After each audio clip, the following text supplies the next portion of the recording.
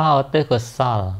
កុសលខ្ញុំធ្វើហើយព្រះគុណអើយសូមសញ្ចាអូតឹងផលនេះណាជួនមេត្តាបៃតាខ្ញុំជីដូននឹងជីតាគ្រូអាចារ្យទាំងតូចធំញាតិមិត្តគ្រប់នឹងគុំមកជួបជុំទួលផលដែលកូនចៅបានធ្វើនៅអំពើជាកុសលសូមទានឲ្យបានដល់ទួមណ្ឌលឆ្ងាយយ៉ាងណា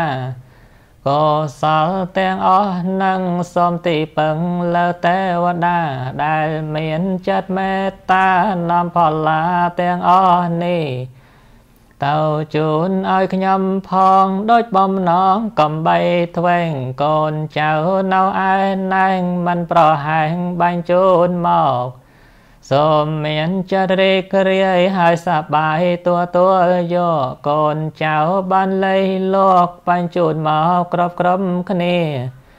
សូមសោយដោយកំសាន្តសូមឲ្យបាននៅសង្ឃជាកូនចៅទាំងអស់គ្នាបានបូជាជូនតើហង